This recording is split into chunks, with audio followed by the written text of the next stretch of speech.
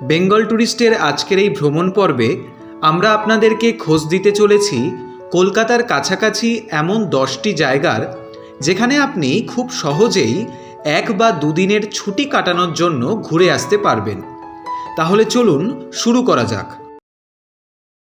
আমাদের প্রথম গন্তব্য হলো বাংলার প্রতিবেশী রাজ্য ঝাড়খণ্ডের ধানবাদ জেলায় অবস্থিত কয়েকটি সুন্দর ট্যুরিস্ট ডেস্টিনেশন, যার মধ্যে রয়েছে ভাটিন্ডা ওয়াটারফলস, তোপচাঁচি লেক এবং সাথে গিরিডিতে অবস্থিত উসরি ওয়াটারফলস। এখানে ঘুরতে আসতে গেলে নিয়ারেস্ট রেল স্টেশন হলো ধানবাদ। কলকাতার দিক থেকে সকালবেলা ব্ল্যাক ডায়মন্ড এক্সপ্রেস অথবা শতাব্দী এক্সপ্রেস ধরে আপনি খুব সহজেই 4 থেকে 4.5 ঘন্টার মধ্যে ধানবাদ পৌঁছে যেতে পারবেন।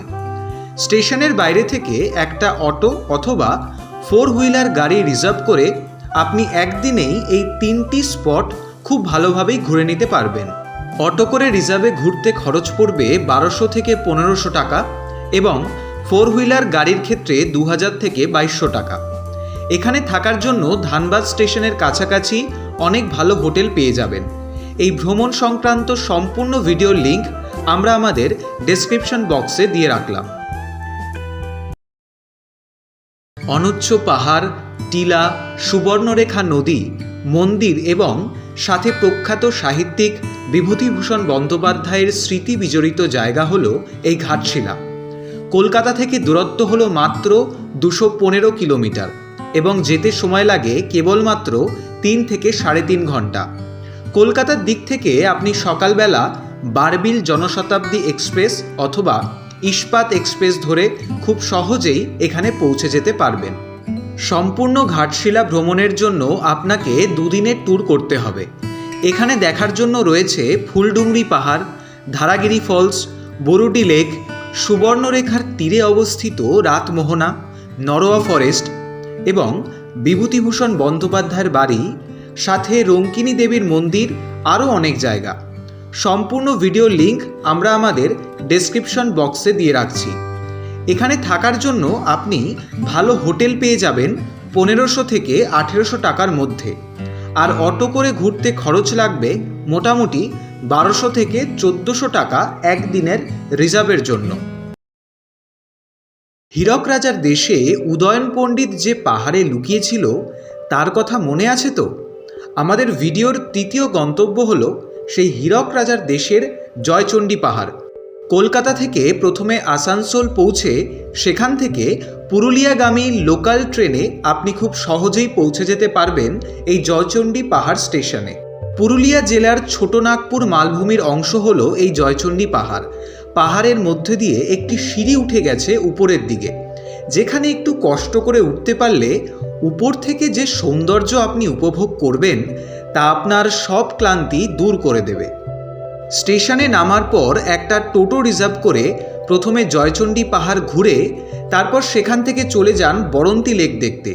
ভাড়া লাগবে 1000 থেকে 1200 টাকার মধ্যে রিজার্ভে। এখানে থাকার জন্য জয়চণ্ডী পাহাড়ের কাছেই রয়েছে ইউথ হোস্টেল এবং বরন্তী লেকের আশেপাশে ছড়িয়ে ছিটিয়ে রয়েছে বিভিন্ন ভালো রিসর্ট। সম্পূর্ণ ভিডিওর লিঙ্ক আমরা আমাদের ডেসক্রিপশন বক্সে দিয়ে রাখলাম। আমাদের পরের গন্তব্য হলো মাইথন ড্যাম।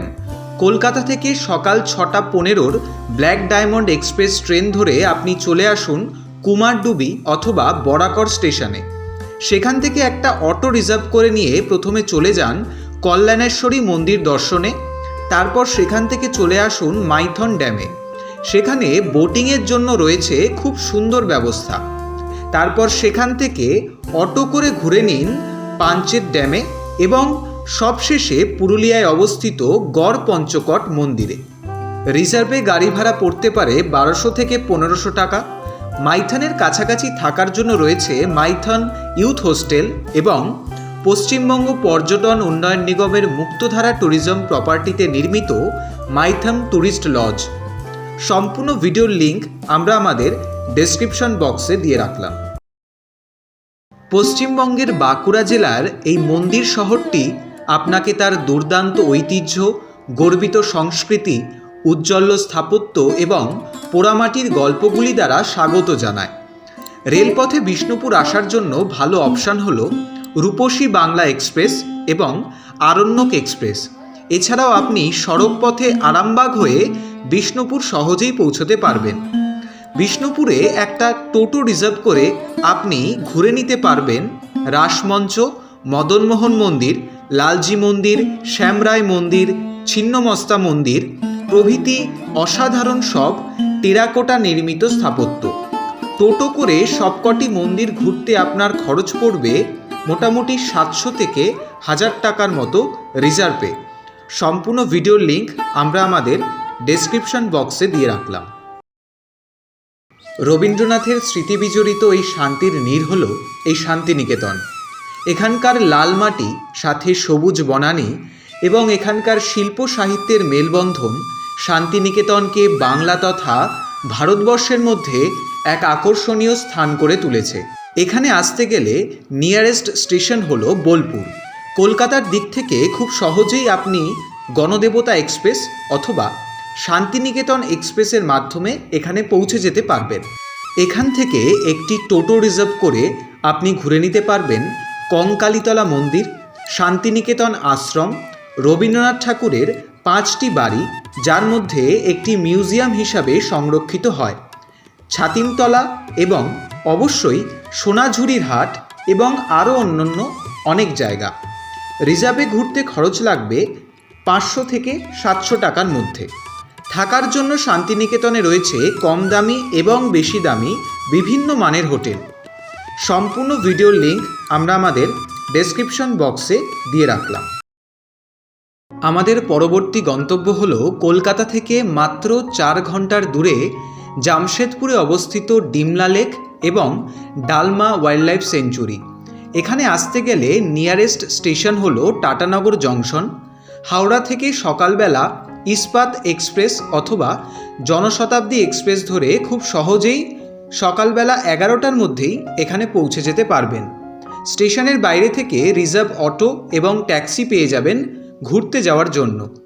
ডিমনা লেক এতটাই সুন্দর যে এখানে বসে আপনি ঘন্টার পর ঘন্টা কাটিয়ে দিতে পারবেন অনায়াসেই। ডিমনা লেকে সময় কাটানোর পাশাপাশি আপনি ঘুরে নিতে পারবেন ডালমা অভয়ারণ্য। গাড়ি যখন পাহাড়ের গা দিয়ে চক্রাকারে উঠে চলে এই পাহাড়ের মধ্যে, তখন চারিদিকে সবুজ বনভূমির পরিবেশ আপনার মনকে এক তৃপ্তির অনুভূতি এনে দেবে। থাকার জন্য টাটানগর স্টেশনের কাছে রয়েছে সব রকম রেঞ্জের হোটেল।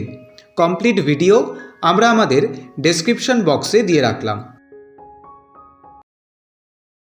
কলকাতার কাছাকাছি আপনি যদি একদম নিরিবিলি কোনো সমুদ্র সৈকতে থাকা পছন্দ করেন, তাহলে আপনার জন্য একটি আদর্শ জায়গা হলো বকখালি সি বিচ।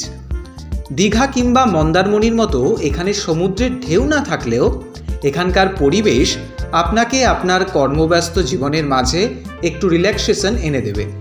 কলকাতার দিক থেকে আপনি নামখানা লোকালে অথবা ধর্মতলা থেকে সরকারি বাসের মাধ্যমে খুব সহজেই বকখালি পৌঁছে যেতে পারবেন।